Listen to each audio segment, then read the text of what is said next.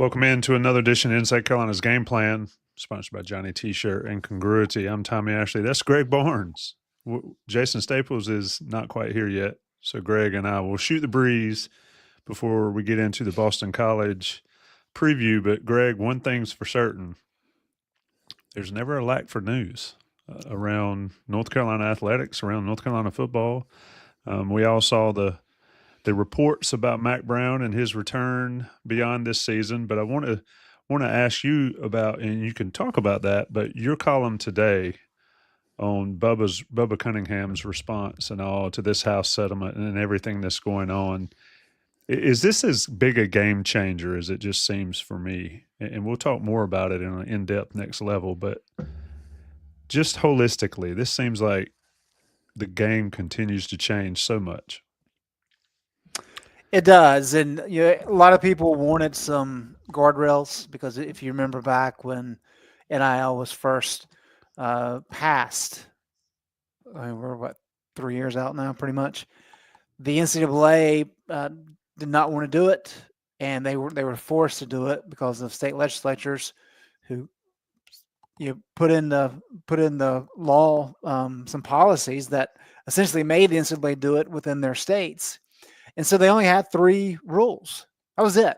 The entire governance structure of NIL initially was 3 rules, and it quickly became the Wild Wild West. And so the last couple of years, there's been a lot of effort by everybody involved trying to kind of get their hands around this thing. And as it typically is the case with the NCAA, it takes legal proceedings to make them really get their act together. And this is no different here, because when we talk about the House settlement, there's actually 3 lawsuits that are part of this.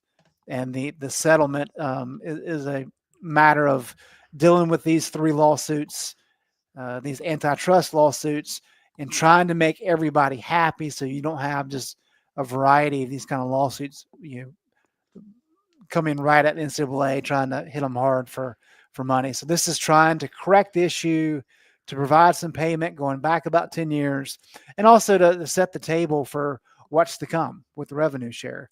And that's one thing I tried to kind of illustrate in the column, Tommy, is, revenue share is coming, really, regardless of whether or not the House settlement passes, which I think everybody assumes that it will because there's already been preliminary approval. But beyond that is really kind of the roster setup and the scholarship limits. For as long as we can remember, the focus has been on how many scholarships are you permitted. And then beyond that, you've got a lot of wiggle room with walk-ons. Well, that's changing. Now it's just about roster spots. And then depending on how many roster spots you have, basketball is going to have 15, football is going to have 105. You're allowed to provide scholarships for that full roster amount. And we're talking massive numbers. Bubba laid out today that Carolina is probably going to be looking at about 115 roster spots that will be eliminated. Mm-hmm. And most of those are, kind of walk-on spots. But then on the flip side, you're providing so many more scholarships, probably double what Carolina already is. So that's the positive. But those 2 things combined really does put into place this whole dynamic of a monumental, massive shift in college athletics. I think it answers a lot of the questions that people have. Now it's just a matter of making sure everybody abides by those rules. And as everybody knows, that has been an issue, no matter what the suggested bylaws and legislation has been in place for a long, long time. Yeah, I was going to say the question everybody wants to know: will the field finally be leveled? Will there be a level playing field for all? Your answer to that succinctly would be, in theory, I guess. Succinctly would be that with the revenue sharing being set at kind of an average price of a power conference team, that helps dramatically. And then the fact that there is a kind of an NIL clearinghouse where anybody that's making more than $600 will have their contracts looked at and decided upon if, hey, this is legitimate, they're actually doing what they're supposed to be doing. If that plays out the way it's designed, then I think the playing field will be leveled out.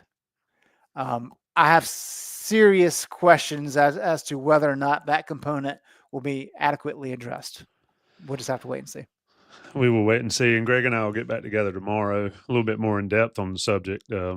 But Greg, the other things that came out today is the reports that Mack is coming back or says he's coming back.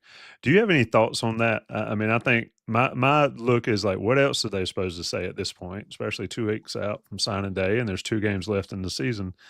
But just your thoughts here. I'd love to hear them.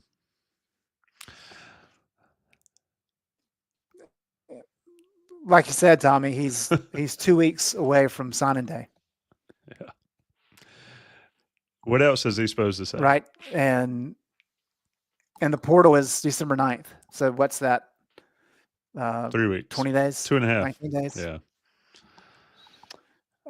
I think that's now. I will say, if it also suggests to me that he wants to come back. Yep. If he's not interested in coming back or has decided not to come back, then there's no reason to go on a little bit of a PR circuit to say, hey, yep, I'm coming back. Yeah. So I think that's relevant to the conversation. But yeah, what else is he supposed to say? Look, I know they have a small number of kids they're going to sign, which means the portal is going to be very important for them. But recruiting has not gone near as well as they had hoped with the high school ranks. And that's what Mack Brown has done so well throughout his entire career. That's a concern. And so I think this is probably a little bit of that as well, trying to make sure you're able to sway some of these kids who are maybe on the fence about what their plans are for their futures. Yeah, and it's interesting. Don and I talked in Noon Dish. Once upon a time, coaching changes were always made after signing day, and now with the transfer portal, it was after the portal was open or closed or whatever. The thing is now is players have so much freedom of movement. Does it really matter when decisions are actually made? I think it matters for getting people in, getting the players you want to be in, but it doesn't really bind the players to be able to leave if they get stuck or whatever. And the same applies with high school players. It's crazy time. It's a silly season. We're getting closer to it. But the fact of the matter is Carolina has 2 more ball games, and they have potential to go 8-4 in the regular season, 9-4 if they win a bowl game. Greg, I'm not going to wait for Jason anymore. We're 8 minutes in. Let's talk about Boston College. Carolina doesn't play Boston College much, and they don't play Boston College up there a lot. I think it was the COVID season. And Trey Morrison I'm not getting that onside kick by any means necessary against NC State Morrison. Had a great game last time Carolina was in Boston College. And here comes Jason. Your overall thoughts on this trip up north for Carolina? Looks like the weather may be decent. Could be a little drizzly. I don't know. That's what everybody worries about. But what do you think about going to Boston College, especially in late November? Yeah, it's going to be chilly, and I think Boston College is a very unique program. They're one of the there's a handful of programs who are pretty much the exact same every single year. It doesn't matter who their coach is. And Boston College has been that for a long time. They're going to be scrappy. They're going to be solid on both sides. They're not going to out-talent you. But they're going to be tough. And Mack Brown talked about that this week. They're going to run the ball. They're going to do a decent job stopping the run. And it's one of those games where you've got to play well to win. You don't have to, if you go up there and play your C game, you're going to lose. But Carolina has more talent than Boston College. And it's just a matter of going up there and dealing with playing on the road. And, a little bit chilly conditions, but as you say, it shouldn't be too terribly bad up there, especially with it being a noon kick. And just executing. And I think Carolina for sure will have to play better than they did against Wake Forest. But I think the Wake Forest game was maybe a little bit of a wake up to them of saying, okay, look, we've got to play better than what we did tonight, or else these last 2 games are going to be very difficult. Jason, Boston College runs the ball a ton. I think I was looking there, maybe one or two carries off from each other, Carolina and Boston College. But what is the Bill O'Brien effect for Boston College? Jeff Collins mentioned it, and Mack mentioned it. He runs it virtually like a professional team, and it's a good insight into how a professional team is run on the college level. But your thoughts on Bill O'Brien and that Boston College team? Obviously, Florida State lost to him early in the year. Yeah, I think the biggest thing is that O'Brien brings an NFL background. So one of the things that you get when you get more NFL oriented guys is there's a lot more focus on the little wrinkles in things. If you watch the NFL week in, week out, you're going to see guys, you're going to see teams that look like they're running exactly the same thing week in, week out. And it's just the tiny little subtle changes of, oh, this week when they run it, this guy happens to be angling to here instead of here. And, the sixth time that they ran it, they ran it from a formation that they haven't shown. And then the seventh time, it's a different kind of play action than they've shown all year. And they're trying to hit, a throwback or something. There's all sorts of little things that you're constantly trying to work at that level. And that's the sort of thing that O'Brien is big on, is just small, subtle changes that are within the identity of what he wants to build, that are hard to discern to an average viewer, but are significant for defenders. And he's going to try to keep defense's eyes in the wrong spots with a lot of these things. You're going to see use of formation. You'll see scatter type stuff where they'll line up one way and then shift formation into something completely different. And you see that from every college offense to some degree, but you see more of that sort of thing with NFL type guys like O'Brien. And the other thing is, again, gets back to what Greg already said.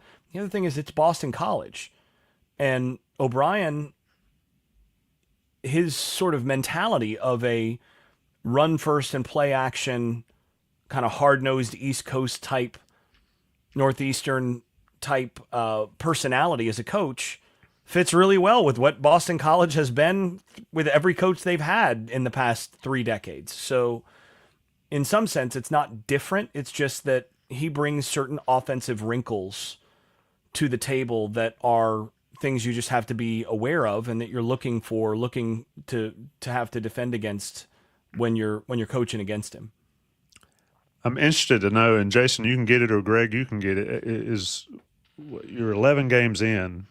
Is there anything for a game like this for Boston College? Do you save anything this deep in the season potentially? I understand the small wrinkles that may get you, but is there anything saved really on either side at this point? Greg, you can go first. No, not when you're a program like Boston College. It's one thing if you're trying to play for a conference championship, and you have to get these wins and maybe get into conversation for the CFP or something like that. Boston College is just trying to become bowl eligible. That's their focus. And so, no, you've spent all of your bullets, and you're just finding sticks and rocks to try to bang your way to a nice, lovely bowl in Annapolis or somewhere like that for the holidays. Jeff in the chat says this will be a Greg Barnes game, Smash Mouth football. Jason, absolutely. So Jason, on the defensive side for North Carolina, we talked about it last week. We've talked about it the whole time. What's the key here? Is it the defensive tackles again, or do you push it out to the edges and maybe the back end? Where does your key lie for North Carolina's defense that has played really well on the road for whatever reason? Yeah, so the key, this is a smash mouth Greg Barnes football game. Stop the run. Gap integrity, hold up on the interior. Don't allow the line of scrimmage to be reset or seams or gaps to be created in your defensive front. if your eyes are really good, if your pad level is good, and you are absolutely dedicated to getting off the ball, getting into the chest of the offensive lineman and doing your job up front and dictating, trying to reset the offensive line, get penetration where it's your job to do so, there's your key to the game on the defensive side. Do that.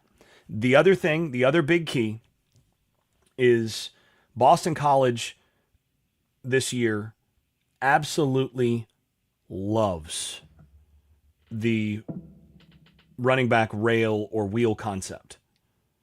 They've run that probably 3 or 4 times in every game I've seen them play. Now, a couple of times they've dropped it when it's been wide open. I'm talking about a couple potential touchdowns that have just been dropped by a guy who doesn't drop a bunch. And Jason, haven't they run it off both sides on the same play before? Yeah. They love that running back rail. And what that's normally going to be off of is something like a mesh rail concept where you're going to get a shallow cross, and then that shallow is a shallow cross is a crossing route that is only 3 to 5 yards from the line of scrimmage. You're going to get a shallow cross from the receiver to that side. And that the design there is if you're playing any sort of man coverage or man match coverage, the corner is going to go with him at least initially. And if you can clear that guy out and then work that running back on the rail route, if the corner follows and you've got some sort of man concept, the corner is going to be, you've got now 2 guys, the receiver and the cornerback, that the inside coverage player, who's usually a linebacker, is going to have to run around or through. And what you're trying to do as an offensive player is to create an accidental collision there. So just an accident. Yeah, it's completely accidental, but you're trying to do it. But you're doing that to try to create that little rub as the receiver or as the running back is coming straight out of the backfield, screaming up the sideline or up the seam. And that's a tough ask for backers. If they get you one-on-one with a backer and they feel like they've got a formation where you play some man with the backer there, or sometimes with the nickel, they will run that shallow, usually mesh, which is a shallow cross from each side that are going to go across the face of the quarterback, and they'll run rail from the backfield. And if they've got 2 backs, they'll run it with both backs, and the quarterback just picks the better side. And if you are not really careful, you're going to give up a big play there. That is one of their big play calls, is to get that rail route to the back. Everybody runs it. North Carolina runs it. Boston College loves it, and they run it a lot. And their first read on that is that rail route. And they've had some success, like I said, with it. They've executed it well. Trayshawn Ward is the guy that usually they go to on that. On the rail route, he's a little bit of the faster of their 2 backs, and that's something Carolina's going to have to be aware of. They're going to have to do a great job of passing that off. Ideally, you match that, and your backer doesn't take off outside, and you kind of zone that, and the corner turns and runs. But that's still a tough ask for the corner to turn and run with that. So that's another key to me, is stop the run and don't give up anything big on the rail route to the backs out of the backfield. To your point, Trayshawn Ward on the season, hold on, Greg, 13 receptions, 27.9 yards per reception. There, go ahead, Greg. Wow, that'll play. That's an explosive play every time he touches the ball. That's a guy who's hitting 350-yard drives right there. That's bombing it. With O'Brien's background, obviously in the pro ranks, curious as to how you've seen that kind of implemented and what he wants to do on both sides of the ball. I know just kind of watching a couple of their games, they pull a lot to kind of set up their run game, and they always seem to have at least one tight end in, and sometimes 2 tight ends in. Just curious your take on the pro influence of what he's trying to do. Well, I mean, I think the most obvious thing that gives an indication of the kind of pro influence is the fact that that the quarterback has changed. I mean, they started the year with a quarterback who, I mean, actually, if you look at his numbers haven't even been bad this year. Thomas Castellanos was a productive quarterback and a guy that, I mean, he flat out won them games last year or kept them in games. And early in the season, he caused some problems. I mean, he caused problems for Florida State in the loss that you mentioned. But he was more of a dual threat guy. And he was a guy that, for all his other qualities, precision accuracy is not his, and timing, great timing, is not his forte. It's not his strong suit. And ultimately, O'Brien got frustrated with a guy who basically did his best work outside of structure. O'Brien is a guy who wants you to do what the play says. Here's how this is drawn up on the board. This is the defense that they're in. This is how you attack this defense. Your eyes are here. You go from here to here. And if that's not there, you go down here and you follow the rules. No surprises. Yeah. Don't surprise me. Don't surprise them. Do what you're supposed to do, and it's going to work. Because the design of it is sound. Only after all of those other options are exhausted do you make the play out of structure. That's Bill O'Brien in a nutshell. That is the NFL. And this is why, you get top dual threat quarterbacks in college who go on to the NFL and they're really not able to replicate that success in the NFL. Well, one of the reasons for that is in the NFL, the sine qua non, the bottom bar that you have to clear as a quarterback is, can you manage the game? Can you run what is supposed to be run with no surprises? Can you execute the basics of the offense reliably? And if you can't do that, then the rest of it, in terms of all the dual threat stuff and making plays outside of structure and all that, none of that matters, because you have to be consistent within the confines of those other things. You have to do the easy things well in the NFL. Mm-hmm. And in college, you can kind of, if you're good enough at some of those other things, a lot of these guys can kind of make their living. I mean, Marquise Williams was an example of this at North Carolina. He was a guy who did not do the easy things well a lot of the time. Just basic things like being at the right yardage on his drop so that you don't get pressure from the outside that's due to the quarterback just being 2.5 or 2 yards deeper than the offensive tackle is supposed to be blocking for. And then he gets sacked and it's like, well, whose fault is that, dude? And yet Marquise Williams was a good enough athlete and a good enough player that, well, he threw a dang good deep ball. Mm-hmm. Really, really nice deep ball. And he ran the ball really well between the tackles. And there were times where he would totally screw up read one. Then the pocket would break down because he was in the wrong spot in his drop.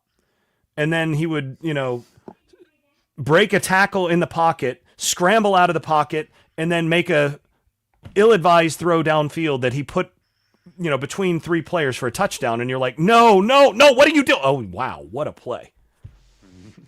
NFL guys hate that. They hate that. Bill O'Brien hates that. He does not like that. And it's because you can't rely on that. And the other thing is, when you get to teams that, and this is why it doesn't work in the NFL, when you get to defenses that don't make mistakes and guys that don't miss tackles, that breaks down. And also when you're relying on your ability to make those plays outside of structure, and then you start getting hit by some of the grown men that, the very top teams in college football and then NFL teams have, that stuff gets harder. So what O'Brien is doing is he's bringing, first of all, there's more complexity that he likes to run on defense. There's going to be different coverage looks and things like that. That's just part of how he wants it coached. but it really is, we're going to play to a structure and we're going to execute within that structure. And if you can't do that, we'll find somebody who can. It's that. And that guy is Grayson James. Greg, we mentioned Castellanos, and when this game was scheduled, or the schedule came out, everybody pointed to that. My thought was that, would Castellanos be healthy? I did not realize he would get benched and jump in the portal pretty quickly. So how does defending Boston College, and we can talk about this overall, I mean, obviously defensive line needs to be sound. You guys talked about the wheel and the rail routes. Well, that, to me, that puts a ton of pressure on a guy like Caleb Cost, a guy like Amari Campbell, even Power Eccles. So how does Carolina go about defending? What's Jeff Collins' game plan? Let's do that here in the last half of the segment. Well, I think what North Carolina has done very well defensively. I thought you were muted for a second. No, you're not. There was just a delay because between your video and your speech because of the usual Greg Barnes Wi-Fi issues. I thought I was watching Godzilla, the old Godzilla version. Go ahead. Yeah, my computer's on its last legs here. Yeah, so what you got me off my game a little bit, Tommy. What North Carolina has done so well this year, and they've really been phenomenal at it, is stopping the run. I was looking at the numbers earlier. North Carolina's allowing 3.7 yards per carry. That is on pace to be the lowest since 2012, when Carolina allowed 3.6. So more than a decade. That's what we're looking at in terms of success against the run. That's really good, because that's kind of been a laughing stock for a number of years of late. And that's allowed them to do pretty much everything else they want to do. And that's for Jeff Collins. That's being aggressive. That's racking up the sacks. That's getting after, creating havoc. And that's where they've had success.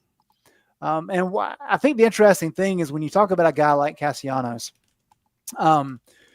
his good is really good.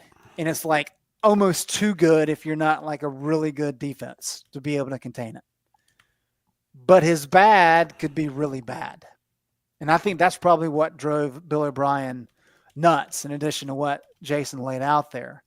You put in a guy like Grayson James, he's not the runner that Thomas was, but he can still move. He's a big athletic guy.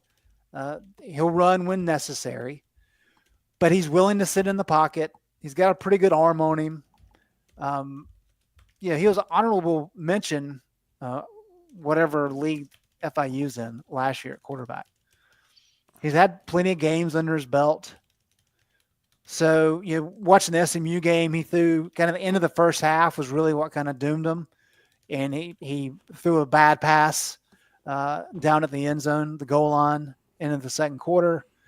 SMU was able to intercept it, and that kind of prevented Boston College from kind of getting a leg up in that game. But otherwise, he played a pretty solid game and doesn't take a lot of risks, makes a smart play. He's got a big arm, so he can kind of fire it in there. He made some tough throws. And so I think for Jeff Collins, you're not as panicked about the threat of a running quarterback like North Carolina fans have become for so long. But I think the floor is probably a good bit higher with Grayson James at quarterback.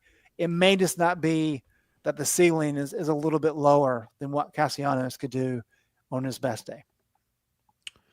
Jason, final thoughts here. Is Carolina overly aggressive here, or are they do your job, and I don't want to say bend, don't break. And I'd be remiss if I didn't mention Kamari Morales. I mean, the dude has played well for Boston College as well, and we know got a touchdown last week against SMU.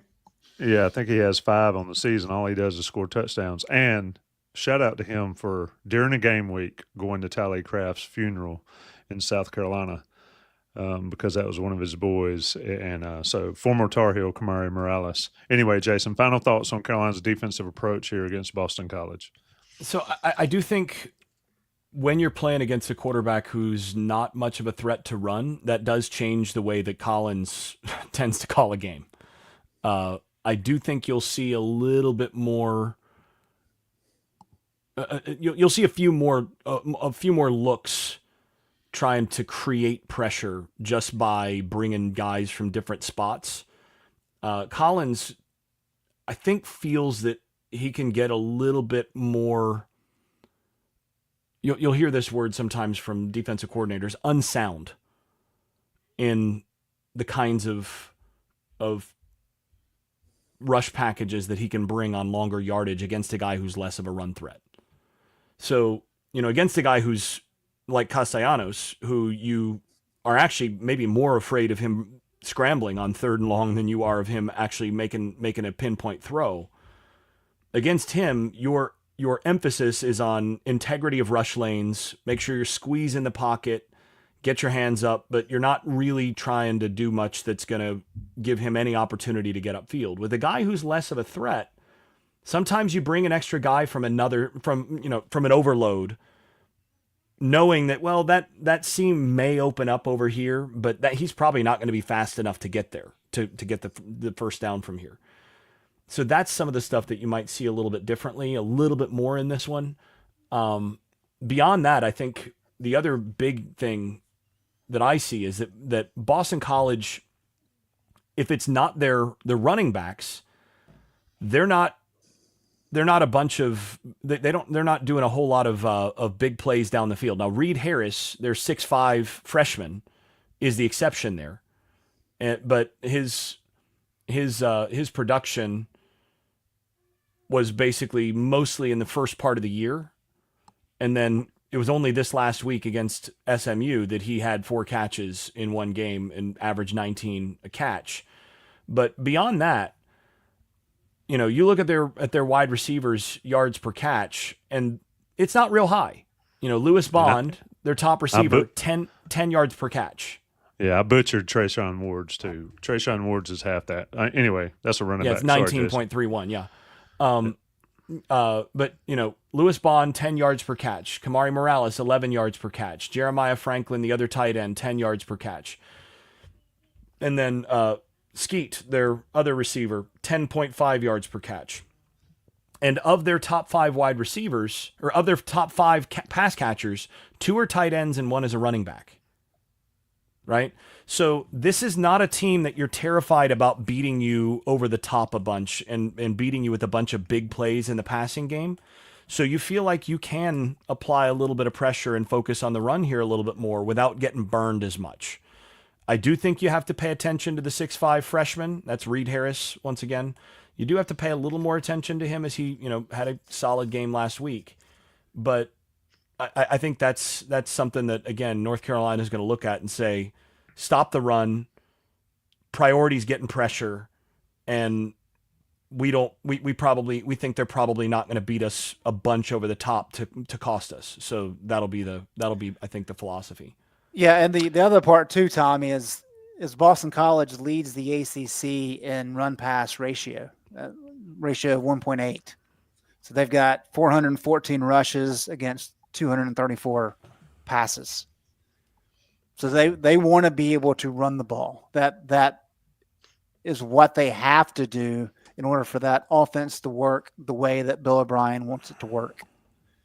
And so what Carolina wants to do, stop the run.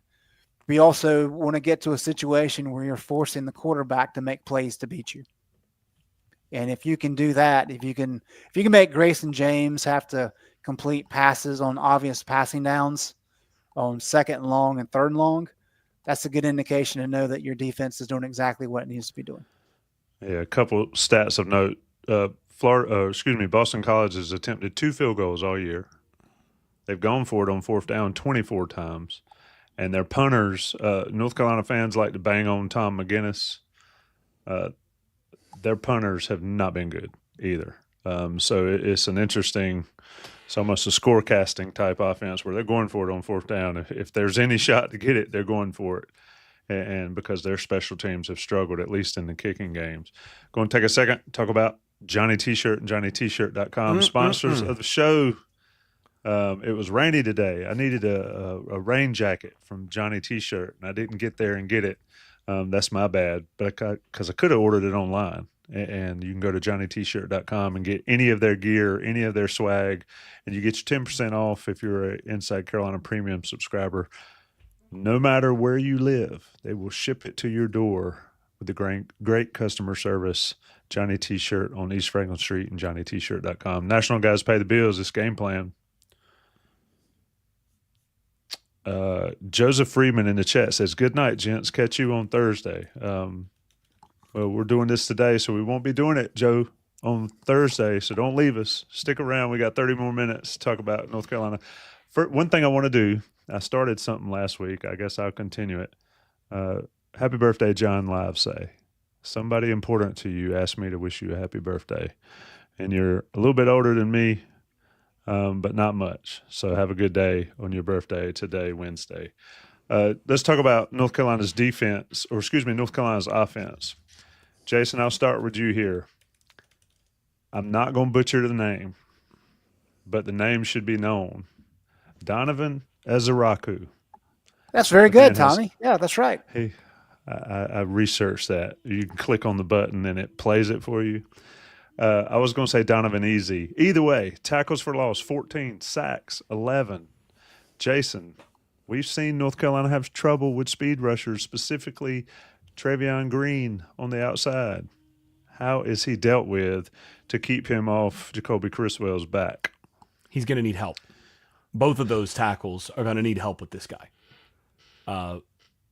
Robichaux was he. So I'm one of the voters for the Lombardi Award, and the Outland Trophy and some of those other things, and he was in those that I voted for to be a finalist. He's really, really good. Yeah, and again, he is for them. He is their he is their number 7, right? For Carolina, right? He's that. He's going to bring that energy. He's going to bring the penetration. He's going to cause problems against the run. And every time it's a long yardage down, he's going to cause problems. And you better know where he is, and you better provide help. Because and the thing is, I watched him against help still get tons of pressure. He's really good. And he's one of the 2 guys I would have at the top of my ballot for first team All ACC at his position. So you got to help, you got to chip, you got to find ways to get those tackles. Make sure that they are not blocking him. He should not in any pass situation. He should not be blocked one-on-one at not one time this game. See, Jeff, don't fall into the trap, my friend. He got all those against Eastern Kentucky and another bad team. The guy can play. If you have 14 TFLs and 11 sacks, I don't care who you're getting them against. He's the guy. North Carolina better handle him. Greg, somebody in the chat asked, and I missed the star. I did not star it, but I mean, here it is. Hold on. Slagle. Besides handing it to Omarion Hampton, what else can Carolina do to have success against Boston College's defense? What do you think, Greg? I think this is a balanced game for North Carolina. Boston College, as we discussed earlier, this is a solid defense. It's not a great defense. They've got some good athletes. They don't have great athletes. Other than I agree that Ezra. How'd you pronounce his name, Tommy? Ezeraku. Ezeraku. Yeah, see, you got it. He is a talent. He's very quick. He does have that burst that K'Mon Rucker has. You're going to have to keep an eye on him for sure. But he kind of stands out on that defense. But they've got some good players. They returned, I think, 15 starters from last year. So they have some experienced guys who know what they're supposed to do. But you can't exploit them. And one of the ways you do that is balance. You obviously lean on Omarion Hampton. That's what's worked so well. What you don't want to do is get in situations where Jacoby Criswell is having to win the game for you. He's been solid. He has not been great this year. We've talked before, as a game manager, he's done pretty well. Did not have a good week last week, but he's got to be able to provide a complementary role to Hampton in the run game. So if Boston College determines that, you know what, we're going to stop Hampton no matter what, Criswell has to be able to make the easy throws to counteract that and to make Boston College change what they're wanting to do. I think that's the key component. I think there's a lot of areas. Copenhaver's been great this year, so you can attack him over the middle a little bit. Criswell struggled a bit on some of his deeper throws. So while you would like to be able to take some shots with some of the younger guys or even with J.J. Jones, you just have to pick your spots. And that's what Chip Lindsey has to kind of lay out. One thing we talked about earlier this week is that Carolina's offense is rated the lowest of any of the Mack Brown 2.0 offenses. And a big reason why is that they just do not have the explosive plays down the field, primarily in the passing game. And that speaks somewhat to some of Criswell's issues. But last year, granted, we're comparing to Drake May and Sam Howell, so that's not entirely fair on Criswell. But Carolina's averaging half as many 40-plus yard plays this year as they did last year. And it's pretty low over the entire the Mack 2.0 era. So that's some of the issue that I think Carolina has in the offense. And I'm curious if Boston College is going to key on that type of thing, try to take those away, which means you may have more of an opportunity down the field occasionally. And that's where Criswell has to be good, is when those opportunities present themselves, you have to be able to connect. And if you can connect on those types of plays, obviously that opens up the entire offense and you become very difficult to defend. Greg, where's this offense ranked compared to what was the text you sent earlier? Well, if you look at FEI, which is per possession scoring advantage adjusted for opponent, Carolina ranks 42nd overall. And then there's last year they were 13th, 22 they were 19, 21, 24, 2020 they were number 7, top 10 in the country. In 2019 they were 28th.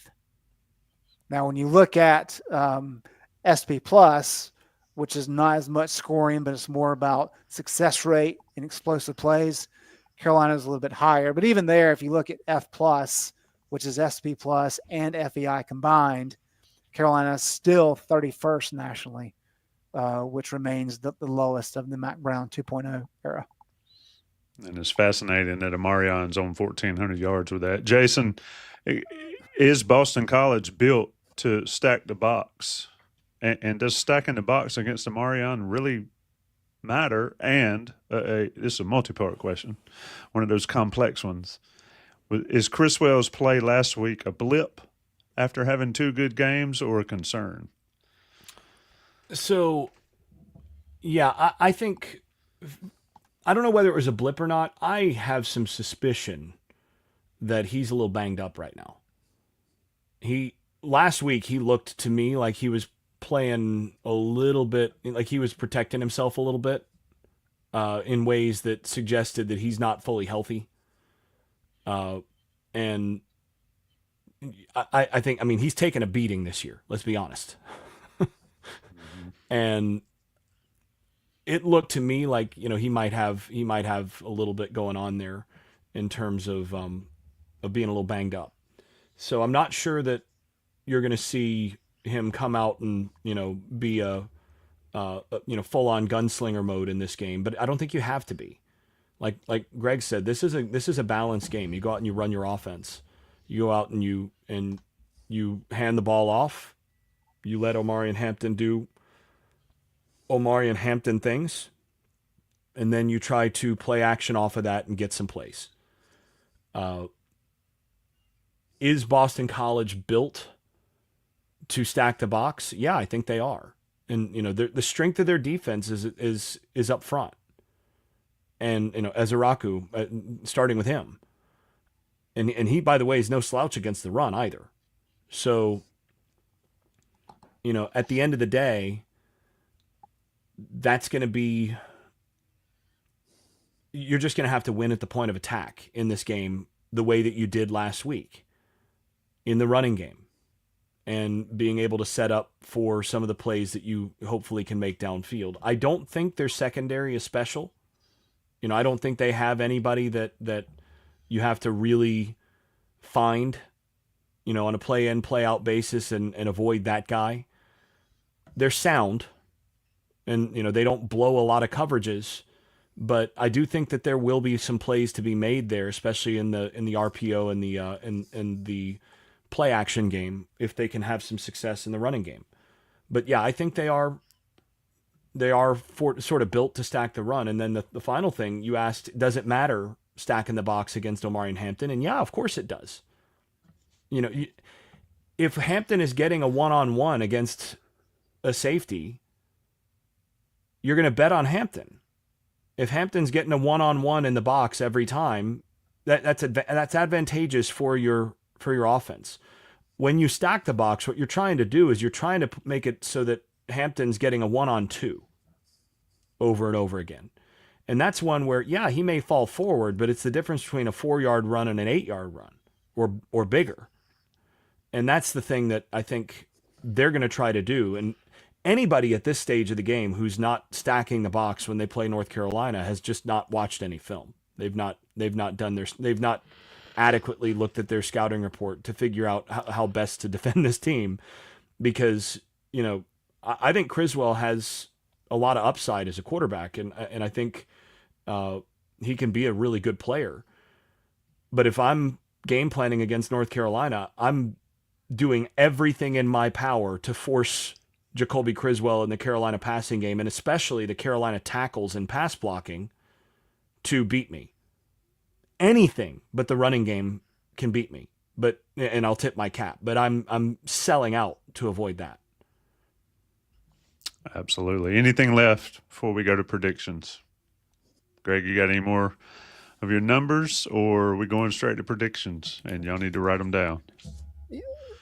Yeah, actually, a couple of things here. One stat I didn't give you from earlier, and this may be the one that you were talking about, Tommy. Carolina is averaging 6.0 yards per play this year. That's really low for this offense. Go back to 2020, that offense averaged 7.6 yards per play. The Nathan Elliott 2018 led offense averaged 5.95 yards per play. So I think that's kind of a testament to, one, you're leaning on Omarion Hampton quite a bit. Your rushing attack's not going to average as much as your passing attack. But it does speak to some of the issues that North Carolina has had in the passing game. One question I did have for Jason here, sticking with the running offense, and I don't know if this is of importance or not, but I thought it was interesting going through the PFF stuff earlier this week. But Hampton has gotten about 68% of his yards off the right side of the line, so right of center. Why do you think that is, Jason? I think it's pretty straightforward.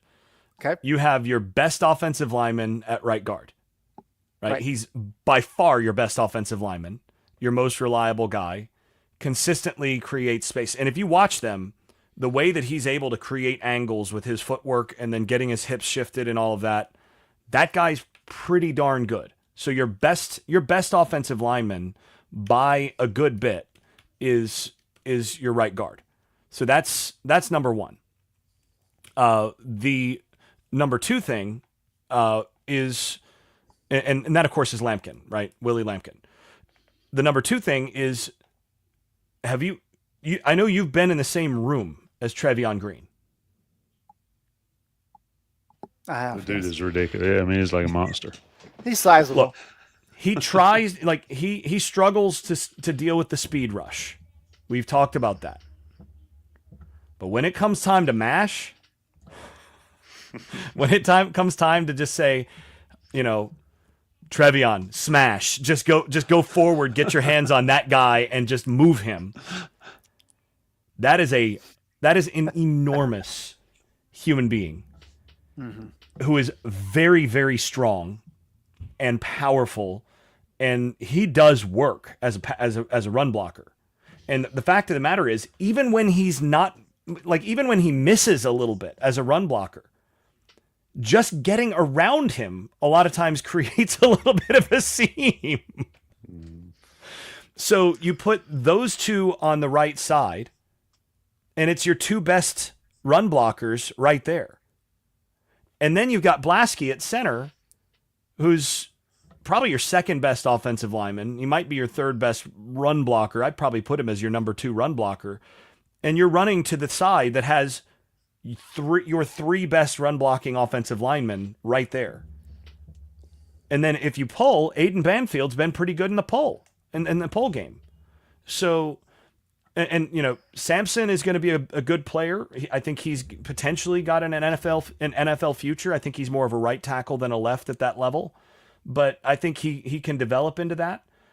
But he's not quite the road grader in the run game that Trevion Green is, and Banfield is really good, but he's also a freshman.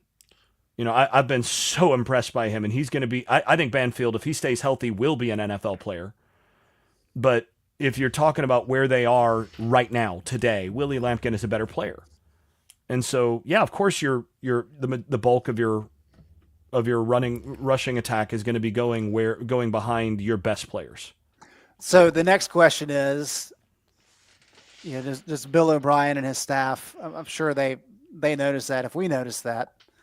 So how does that change? You know, what's that chess match like as you're talking about defensive staff that knows what the opposing team wants to do, running the ball, and then the counter from Chip Lindsey? You know, it's a good question because there are different ways of playing this. This is the old, you know, Princess Bride dilemma of, you know, I know that you get 68% of your yards to the right side.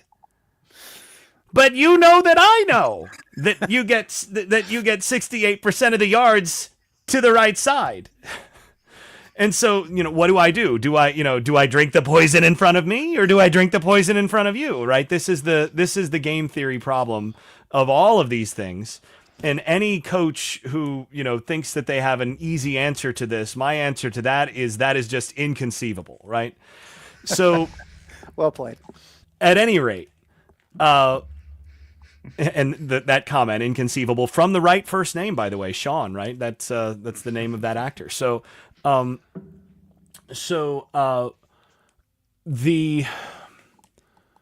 thing that I think, if I'm looking at this, I might try to do is I might try to,